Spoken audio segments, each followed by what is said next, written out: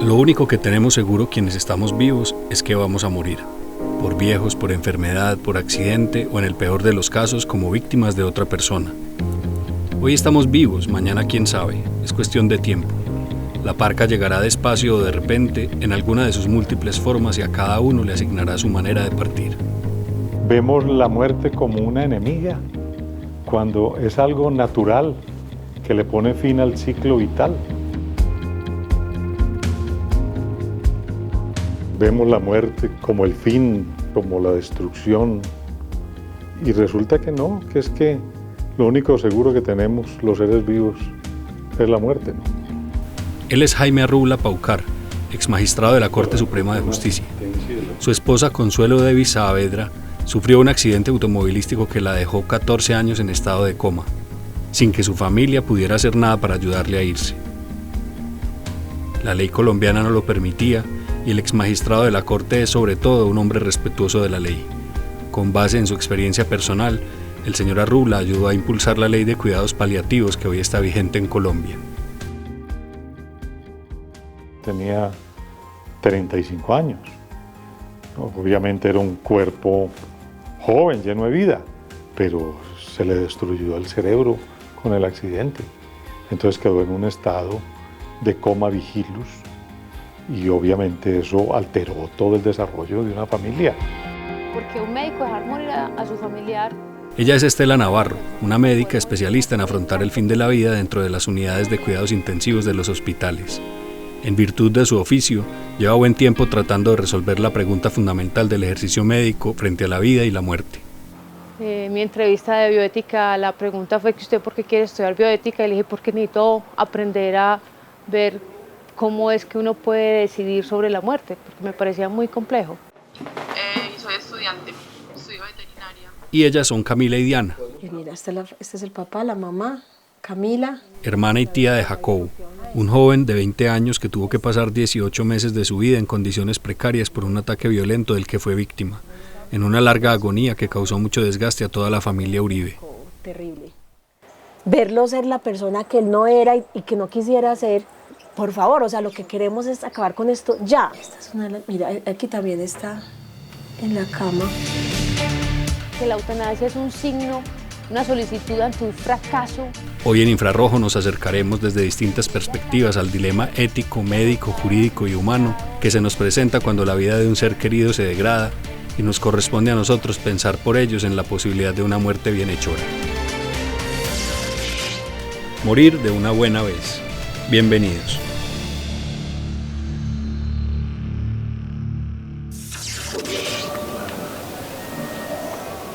Aunque la muerte es nuestra mayor certeza, la negamos como algo indeseable. Buscamos vivir bien, pero casi nunca pensamos en cómo es una buena manera de morir. La vida y la muerte son dos caras de la misma moneda y todos lo que esperamos es que el día en que llegue la muerte, que nos va a llegar a todos, pues igualmente sea con dignidad y con calidad. Nosotros nos entrenan para tratar enfermedades, para aplicar algoritmos, medicamentos, y en la cosa que supuestamente es inevitable, que siempre va a suceder con todos los pacientes, no tenemos ni idea ni qué hacer, ni cómo estar, ni cómo acompañar, ni cómo suavizar el momento. Este era Jacobo Uribe. Un sábado de febrero del año 2014 salió en su moto como de costumbre, pero no regresó a su casa ubicada en la zona rural del municipio de Caldas, Antioquia. Sus familiares pensaron que estaba de fiesta como otras veces, pero al día siguiente tampoco apareció. Y el lunes me llamó la mamá muy angustiada, diciéndome que Jacobo no aparecía por ninguna parte y que ella sentía como que le había pasado algo malo. Luego de buscarlo por varias horas, finalmente lo encontraron en la unidad de cuidados intensivos del Hospital San Vicente de Paúl en Medellín, a donde fue remitido en mal estado desde el hospital de Caldas. Pasaba un taxista y un muchacho ahí tirado y la moto al lado. Entonces pensamos que se había accidentado en la moto. Él tuvo un golpe muy fuerte, desafortunadamente. Jacobo estaba en coma. Los médicos comenzaron a encontrar indicios fuertes de que sus lesiones no habían sido causadas por un accidente de tránsito. Patadas, cortadas, cosas pues que no se darían si hubiera sido una caída en una moto. Mientras Jacobo seguía inconsciente, Diana y sus familiares trataban de averiguar qué había pasado. Empezaron a salir comentarios por ahí pues, de la gente y nos dijeron que sí, que efectivamente había sido una golpiza. María Camila, la hermana de Jacobo, hacía un curso de inglés en Australia. En medio de la confusión inicial, la familia no había sido capaz de contarle lo sucedido. Aparecieron a la semana y me dicen que mi hermano estaba enfermo, que se había caído en una moto, pero que estaba bien, o sea, estaba enfermo pero no grave, y que yo no podía hablar con él todavía, pero que no me preocupara. Más que buscar al culpable, esta familia se concentró en la salud de Jacobo, quien a las 3 semanas salió del coma, pero quedó en estado vegetativo. El diagnóstico de Jacobo era daño axonal difuso, pues era una cosa irreversible, ya no había sinapsis en el cerebro de él. Pero es algo que si ustedes desean hacer, lo pueden hacer. Ante un diagnóstico tan complejo como este, el dilema médico comienza. La parte más difícil es definir cuánta vida hay realmente todavía en este cuerpo, porque nosotros tenemos máquinas que reemplazan los riñones, máquinas que le ayudan a los pulmones, medicamentos que le ayudan al corazón, y esto se empieza a volver una cantidad de cosas artificiales y uno se le pierde ese límite entre la vida y la muerte. Yo creo que aquí llevaba como 4 meses.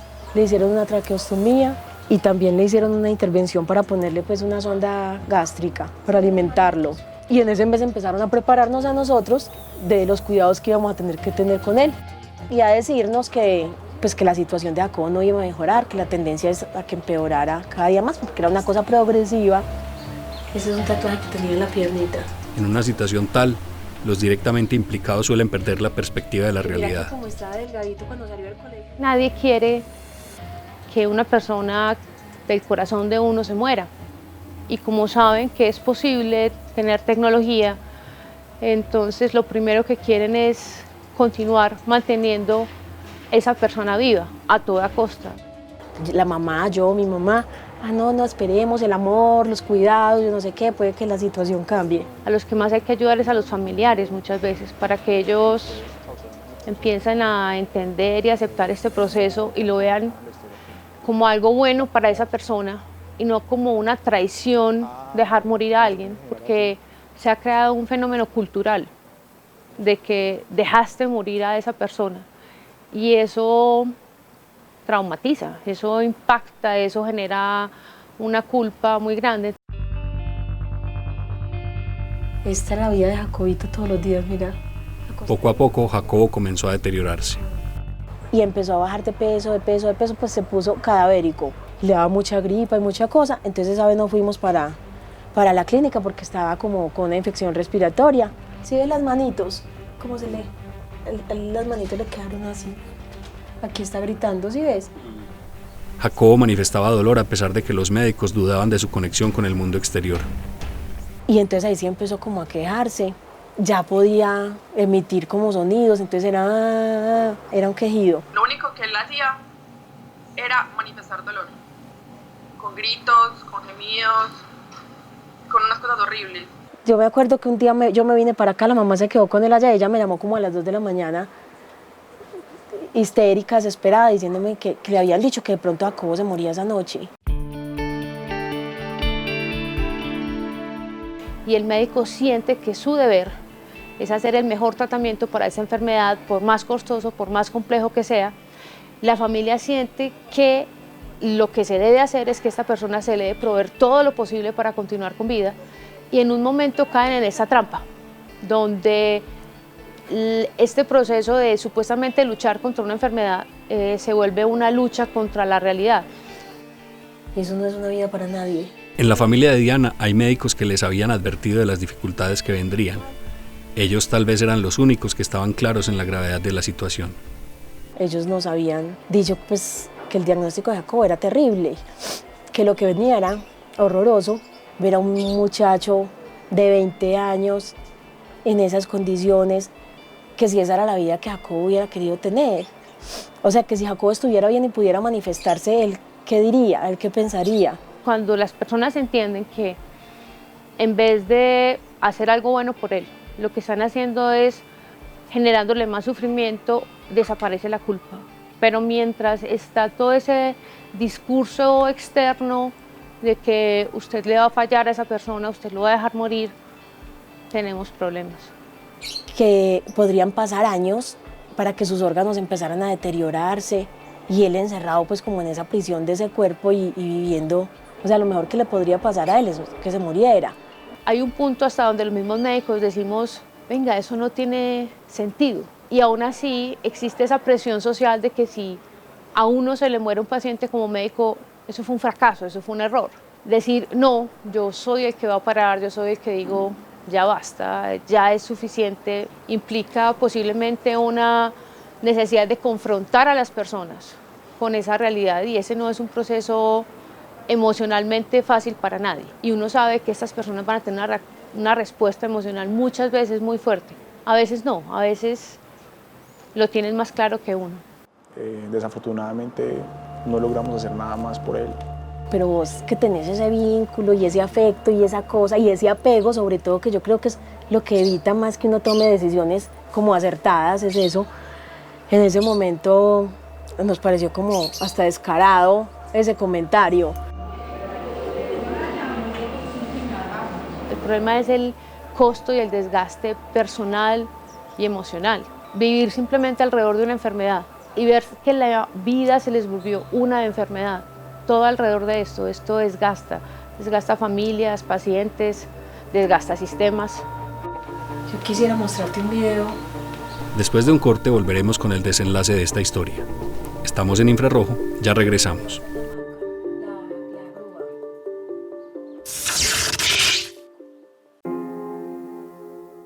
Aunque en primera instancia la sola idea de desconectar a Jacobo resultaba ofensiva para la familia Uribe, poco a poco y con el tiempo la posibilidad comenzó a calar en algunos de sus integrantes. Como que una mayoría pensó en que sí habían posibilidades de ayudarle a Jacobo a que se fuera, que sí era lo que se debía de hacer. El médico accedió.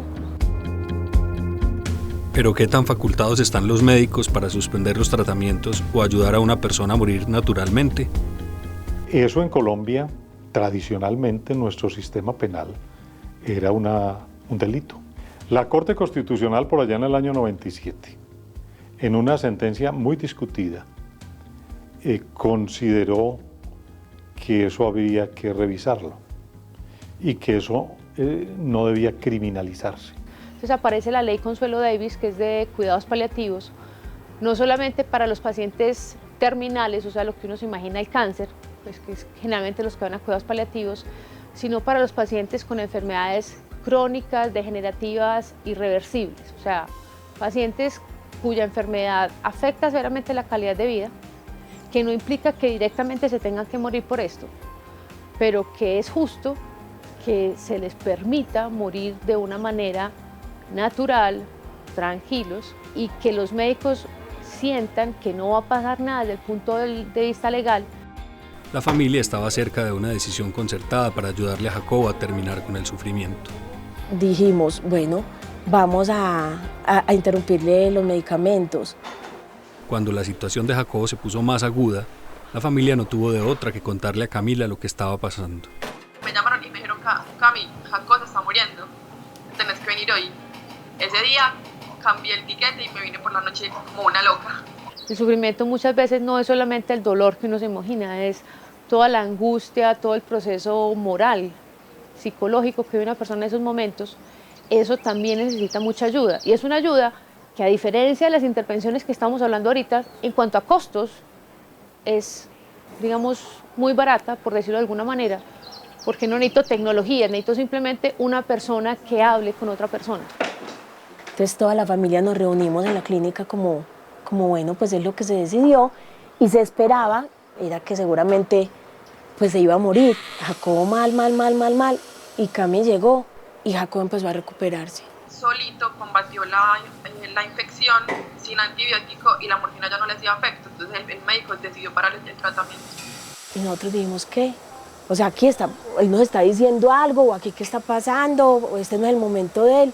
No, qué confrontada tan horrible la que se pega a uno, es impresionante, y uno empieza como de alguna manera a sentir culpa. ¿Qué estábamos haciendo? ¿Será que lo estábamos matando? Y él nos está diciendo que no, que esperemos, que es que él tiene que seguir aquí, que las cosas van a cambiar. Bueno, El caso es que todo se reversó, el médico dijo que él no iba a seguir, porque el muchacho estaba mostrando un montón de cosas pues, que él no se esperaba, se patració, mejor dicho, y pues y nosotros también. Es absurdo que todavía estemos tratando duelos, fenómenos de duelos, como digo yo, con diálisis o con ventilación mecánica o con antibióticos, cuando esa persona lo que necesita es hablar, ser acompañado, aceptar, y dejaría de sufrir de esa manera porque el tratamiento que se le está haciendo no le va a quitar el sufrimiento. Por ahí a los 4 meses empezó a tener convulsiones, entonces pues para eso le dieron un medicamento y el panorama es que eso iba a empezar a pasar con más frecuencia, iban a ser más largas las convulsiones y todo el tiempo que vos ves una reacción así pensás se va a morir. Nosotros todo el tiempo éramos en función de no dejarlo morir. Vos ves que él está teniendo una vida miserable, porque esa es la vida que él está teniendo, que todo es horrible, pero vos todo el tiempo estás tratando de salvarlo. Esto arrancó con una sentencia de la Corte.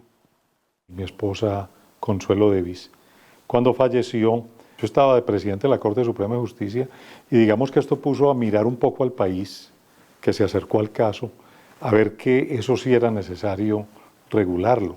Consuelo estuvo muchos años viva y una de las cosas que se dio cuenta su esposo era que había un temor de los médicos a decir, bueno, ¿será que paramos? Y yo creo que gracias a Consuelo y su caso, el Congreso aprobó, digamos, que un primer punto, que es una ley de cuidados paliativos.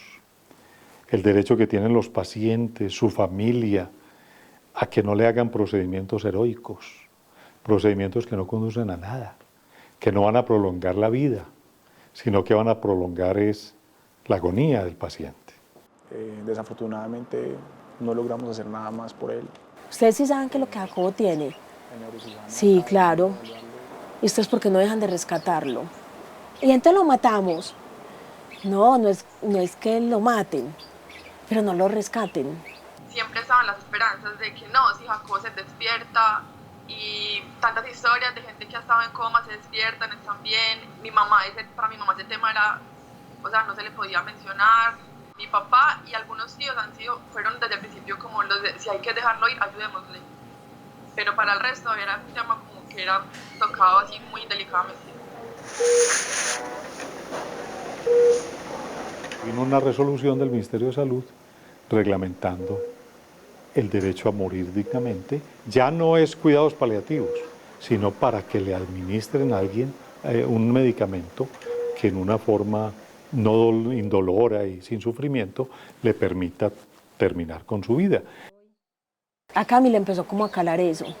Y Cami empezó a contarle a la mamá sí tenía una negación terrible con eso, ellas sí decían, no, si él se va a quedar toda la vida así, yo toda la vida voy a estar y lo voy a cuidar. Ellas entregadas al 100 con él. Cami empezó como a hablarle a la mamá de eso que el médico le decía y ella, como te digo, pues no lo tomaba muy bien, pero algo le calaba. Había un limbo tan grande que había incluso un temor de poder parar una terapia para lograr esto. Y no es solamente suspender terapias, sino hacer el resto del cuidado paliativo. ¿Será que estamos cometiendo un error? Ya es tanto tiempo, ya van 7 meses, 8 meses, 9 meses, lo estamos obligando a que siga viviendo encerrado en ese cuerpo. Ya las infecciones o las complicaciones pues como respiratorias eran más seguido. Hablábamos con el médico y le decíamos que le aumentara la dosis de morfina, que qué hacíamos, que si no había otra cosa más fuerte que la morfina, porque ya Jacobo no dormía.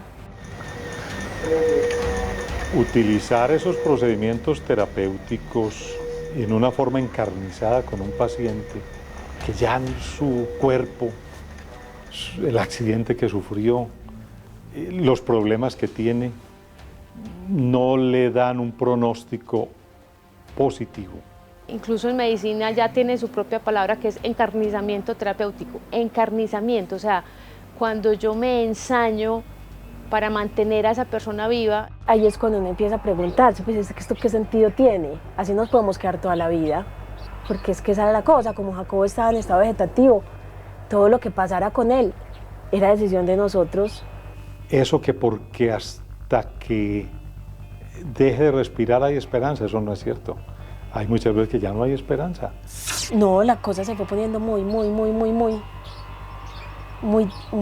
trágica, muy tenaz, y volvimos a pensar en lo mismo. Él era un amante de la bicicleta, de montaña. Entonces, ahí está con Tomás.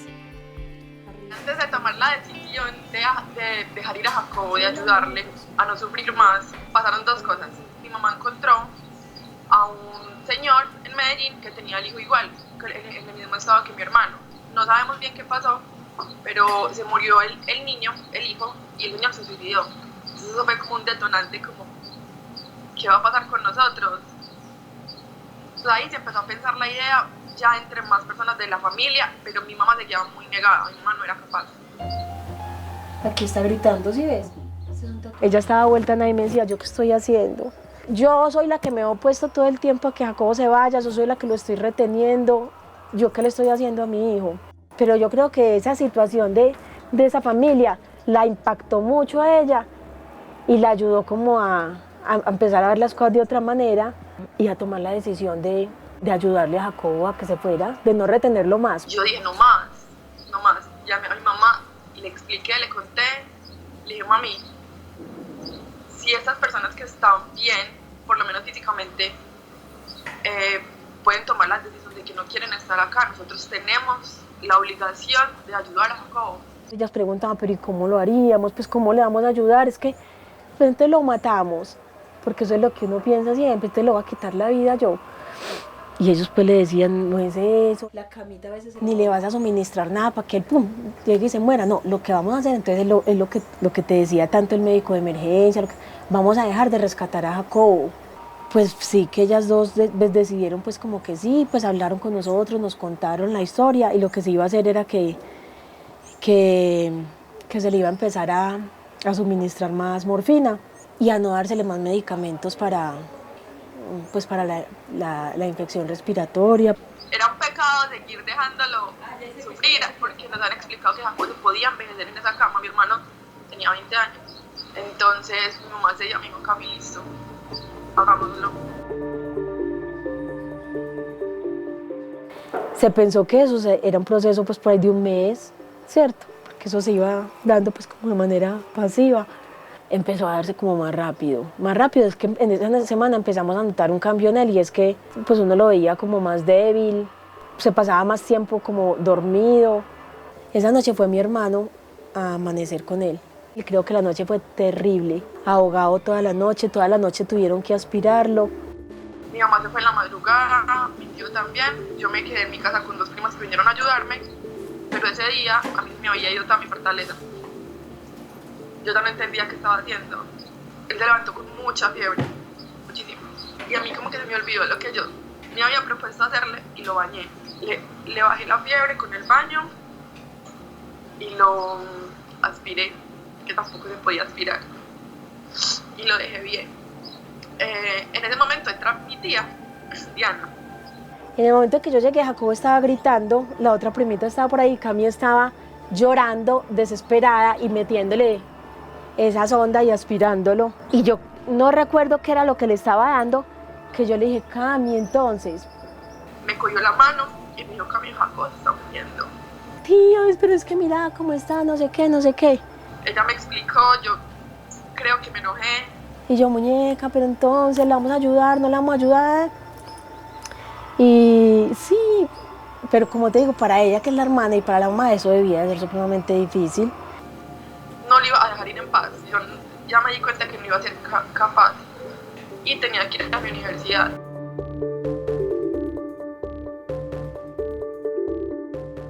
El caso es que ella se fue y yo me quedé con él diciéndole pues lo que le decíamos, que se fuera, que no necesitaba estar más aquí, que ese cuerpo ya no le servía para nada, que era lo que lo estaba reteniendo, que se fuera. Y empecé a ver que su respiración empezó como a disminuir y se fue apagando. Se fue apagando y ya siento que se murió muy tranquilo. muy, muy, muy tranquilo, sin dolor. Pero fue muy bonito porque no sintió dolor, o sea, fueron los 2 días y medio, los únicos 2 días y medio en los que no sintió ningún dolor. Afortunadamente me tocó estar a mí ahí, pero digo afortunada porque a mí me pareció maravilloso poder estar con él. Pues siento que fue un momento bonito para los dos. Sentí el vacío más grande que sentí en mi vida y la tristeza más profunda. Pero no solo el sentimiento, sino que era algo físico. O sea, yo sentía que me faltaba algo. Pero al mismo tiempo, era la satisfacción más grande que había sentido en mi vida, la tranquilidad más grande y sentía paz. La primera noche que pasamos en Jacobo, yo pude dormir toda la noche. Yo tenía un dolor muy grande porque iba a ir al apartamento y ya no lo iba a encontrar. Pero tenías un fresquito. Yo sentí como si me hubieran quitado una tonelada de encima. De tener la certeza de que Jacobo no estaba sufriendo. Era eso, era esa certeza.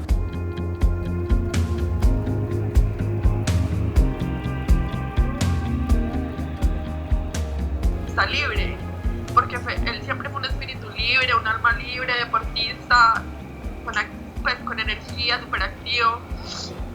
Yo me imaginé eso, como está libre, caminando no sé dónde, flotando. Me acuerdo que mi tío fue el primero que se lo dijo y le dijimos que en las estrellas nos veíamos. Y eso fue lo que me imaginé. Es el acto de amor más bonito que puedo hacer, porque lo amo tanto que quiero que él esté libre, pues que quiero que sea libre. Prefiero no volverlo a ver nunca, pero sé que está libre y no le va a doler nada.